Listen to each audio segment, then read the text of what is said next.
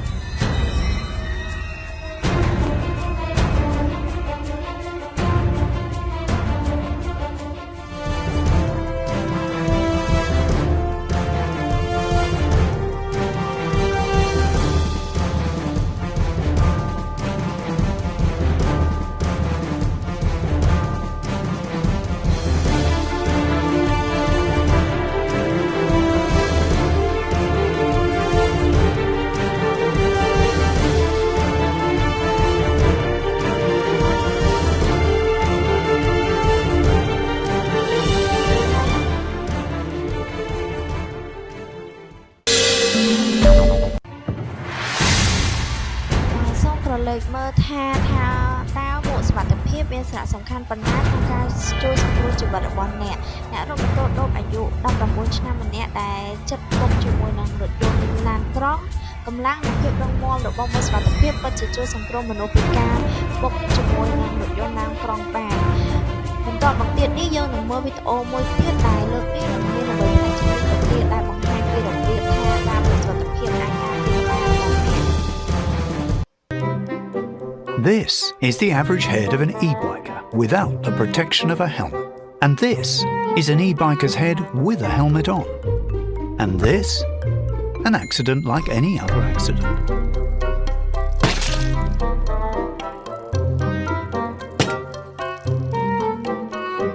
The moral of the story? Wear your helmets, kids.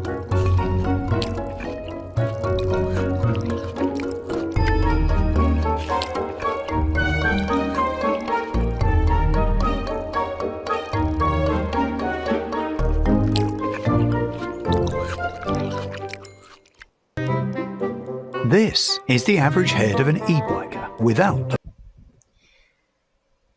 តោះមកមើលពីស្ថិតិសុវត្ថិភាពមួកសុវត្ថិភាពនៅប្រទេសកម្ពុជាគ្រោះថ្នាក់ដល់អាយុជីវិតត្រូវបានកាត់បន្ថយ 37% ការពាក់មួកសុវត្ថិភាពកាត់បន្ថយហានិភ័យនៃការស្លាប់ក្នុងគ្រោះថ្នាក់ចរាចរណ៍ដែលទាក់ទងទៅនឹងម៉ូតូគឺ 37% ដែលជាវិធីដ៏មានប្រសិទ្ធភាពបំផុតក្នុងការការពារអ្នកជិះម៉ូតូពីគ្រោះថ្នាក់របួសក្បាលត្រូវបានកាត់បន្ថយចំនួន 69% មួកសុវត្ថិភាពក៏អាចកាត់បន្ថយហានិភ័យនៃការរងរបួសក្បាលធ្ងន់ធ្ងរបានរហូតដល់ 69% ការពារប៉ះទង្គិចខួរក្បាលបានយ៉ាងប្រសិទ្ធភាពដែលភាគច្រើនបណ្ដាលមកពីគ្រោះថ្នាក់ម៉ូតូកាត់បន្ថយការចំណាយផ្នែកវិទ្យាសាស្ត្ររហូតដល់ 50% ការប្រើប្រាស់មួកសុវត្ថិភាពអាចកាត់បន្ថយការចំណាយផ្នែកវិទ្យាសាស្ត្ររហូតដល់ 50% សម្រាប់ជនរងគ្រោះដោយគ្រោះថ្នាក់ចរាចរណ៍ព្រមទាំងកាត់បន្ថយភាពតានតឹងផ្នែកហិរញ្ញវត្ថុលើការចំណាយចំពោះការថែទាំសុខភាពគ្រួសារផងដែរច្បាប់កម្ពុជាបានចែងថាអ្នកបើកបរគ្រប់រូបដែលអ្នកដំណើរត្រូវពាក់មួកសុវត្ថិភាពអ្នកបើកបរម៉ូតូនិងអ្នករួមដំណើរត្រូវទទួលរងការផាកពិន័យចំពោះការមិនពាក់មួកសុវត្ថិភាពការពិន័យនេះប្រហែលជា$15គោរពច្បាប់គោរពជីវិតអ្នកដទៃនិងអ្នកដទៃពាក់មួកសុវត្ថិភាពហើយជំរុញឲ្យអ្នកចូលរួមដំណើរត្រូវតែពាក់មួកសុវត្ថិភាពសូម្បីតែកូនក្មេងក៏ត្រូវតែពាក់មួកសុវត្ថិភាពដែរដូច្នេះតើជំហានអ្វីខ្លះដែលយើងអាចធ្វើបានដើម្បីប្រាកដថាយើងតែងតែពាក់មួកសុវត្ថិភាពជាប្រចាំសូមមេត្តាលើកដៃនិងឆ្លើយនៅលើសំណួរនេះសម្រាប់ការពាក់មួកសុវត្ថិភាពប្រភេទណាក៏ដោយគឺប្រសើរជាងគ្មានមួកសុវត្ថិភាពតោះដូច្នេះយើងចង់ដឹងថាយើងបានរៀនអ្វីខ្លះនៅក្នុងមេរៀននេះអំពីការប្រើប្រាស់មួកសុវត្ថិភាពដោយធ្វើការឆ្លើយសំណួរខ្លីៗទៅលើលំហាត់ចម្លើយត្រឹមត្រូវឬមិនត្រឹមត្រូវដែលយើងមានបង្ហាញនៅលើ screen ខាងលើនេះនិងនៅលើ slide បន្ទាប់សំណួរទី1អ្នកមិនចាំបាច់ពាក់មួកសុវត្ថិភាពសម្រាប់ការធ្វើដំណើរទីជិតទេ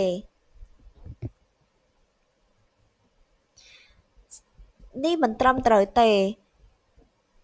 សំណួរទី2មួកសុវត្ថិភាពកាត់បន្ថយហានិភ័យនៃការរងរបួសធ្ងន់បានរហូតដល់ 69%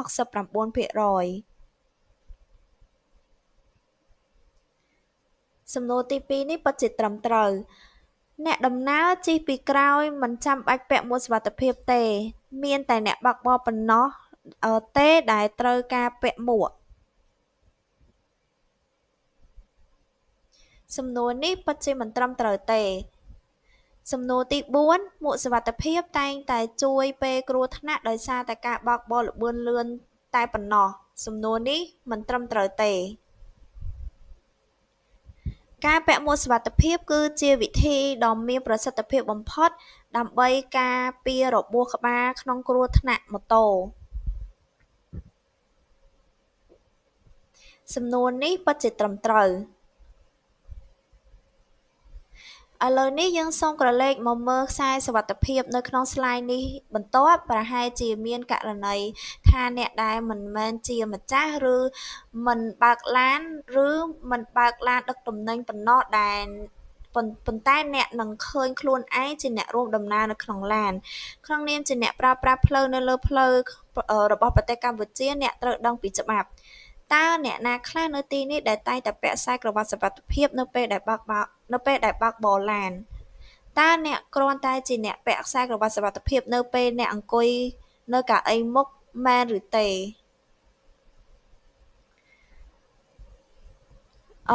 តោះយើងមកមើលពីស្ថិតិនៃខ្សែក្រវ៉ាត់សុវត្ថិភាពនៅប្រទេសកម្ពុជានៅអ្នកបើកបរនិងអ្នកដំណើរដែលមិនពាក់ខ្សែក្រវ៉ាត់អាចត្រូវឃ្ទាតចេញពីរថយន្តអំឡុងពេលគ្រោះថ្នាក់ចរាចរណ៍ការឃ្ទាតចេញហ្នឹងគឺបណ្ដាលមកពីគ្រោះថ្នាក់ដ៏ធ្ងន់ធ្ងរបំផុតដែលអាចកើតឡើងចំពោះមនុស្សនៅក្នុងគ្រោះថ្នាក់ចរាចរណ៍ដោយមនុស្ស3នាក់ក្នុងចំណោម4នាក់ត្រូវបានឃ្ទាតចេញនិងរងរបួសយ៉ាងធ្ងន់ធ្ងររហូតដល់ស្លាប់សូម្បីតែនៅក្នុងល្បឿនទាបត្រឹមតែ25ម៉ាイលក្នុង1ម៉ោងក៏ដោយមនុស្សដែលមិនពាក់ខ្សែក្រវ៉ាត់អាចនឹងបុកផ្ទាំងប៉ាណូឬកញ្ចក់យ៉ាងពេញទំហឹងដែលស្មើនឹងការធ្លាក់ពីអគារកម្ពស់3ជាន់ការមិនពាក់ខ្សែក្រវ៉ាត់សុវត្ថិភាពបង្កើនហានិភ័យ 50% នៃការរងរបួសកម្រិតមធ្យមរហូតដល់គ្រោះថ្នាក់ដល់ជីវិតសម្រាប់អ្នកដំណើរអង្គុយកៅអីខាងមុខនិងប្រហែល 75% សម្រាប់អ្នកដំណើរអង្គុយកៅអីខាងក្រោយក្នុងករណីគ្រោះថ្នាក់ចរាចរណ៍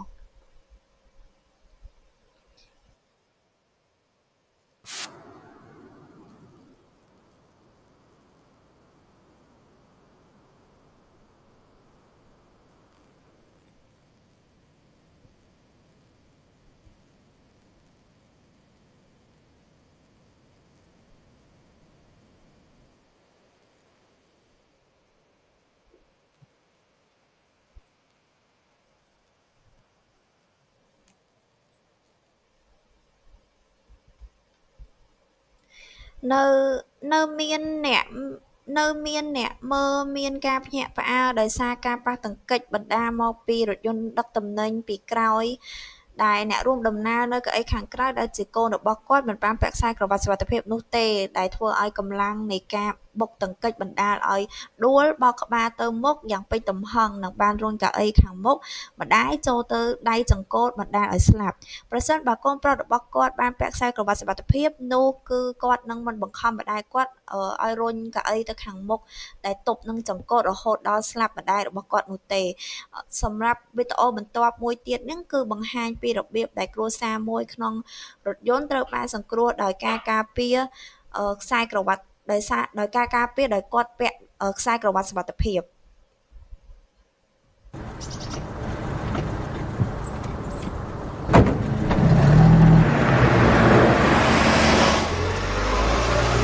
Like most victims, Julie knew her killer.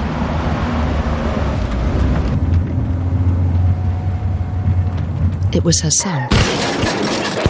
He wasn't wearing his seatbelt. After crushing her to death, he sat back down. Think, always wear a seatbelt.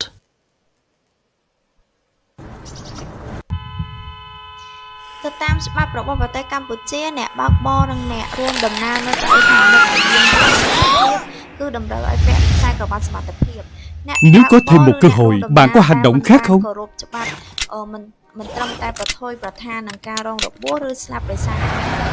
គ្នានោះទេពួកគាត់នឹងប្រឈមនឹងការផាកពិន័យនេះអាចមានចន្លោះពី$18 ទៅ$40 ឥឡូវនេះសូម Luôn thắt dây an toàn vì tính mạng của chính bạn. ដឹងកម្រិតណាអំពីមេរៀនខ្សែក្រវ៉ាត់សុវត្ថិភាពនេះដែលនៅ slide បន្ទាប់យើងនឹងមានកម្រិតសំណួរកាហ្វេដើម្បីឆ្លើយសំណួរត្រឹមត្រូវឬមិនត្រឹមត្រូវចំនួន5 Nếu có thêm một cơ hội, bạn có hành động khác không? មាននៅក្នុង slide បន្ទាប់នេះសូមអ្នកទាំងអស់គ្នាអាច scan នៅក្នុង QR code នៅលើ slide ខាងលើដើម្បីឆ្លើយនៅសំណួរត្រូវឬមិនត្រឹមត្រូវ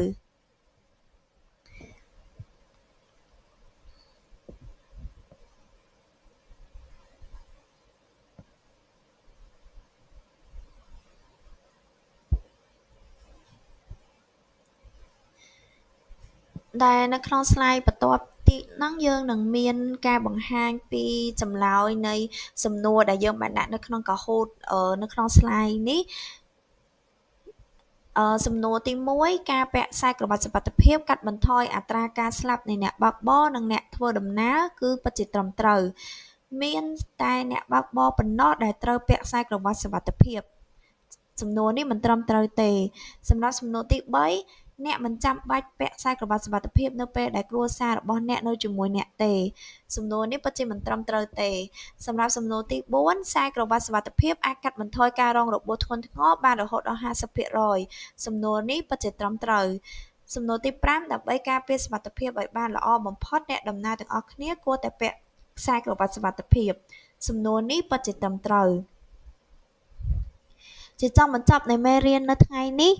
ការគោរពអាយុជីវិតដោយពាក់មួកសុវត្ថិភាពឬក៏ខ្សែក្រវ៉ាត់សុវត្ថិភាពហើយជំរុញឲ្យអ្នកដំណើរពាក់មួកសុវត្ថិភាពឬខ្សែក្រវ៉ាត់សុវត្ថិភាពដែរគឺអាចកាត់បន្ថយភាពធ្ងន់ធ្ងរនៃគ្រោះថ្នាក់ដែលកាត់បន្ថយទំហំនៃគ្រោះថ្នាក់និងជួយសង្គ្រោះជីវិតបានគោរពច្បាប់គោរពជីវិតអ្នកខ្លួនឯងអ្នកដទៃនិងពាក់មួកសុវត្ថិភាពឬខ្សែក្រវ៉ាត់សុវត្ថិភាពសូមអរគុណ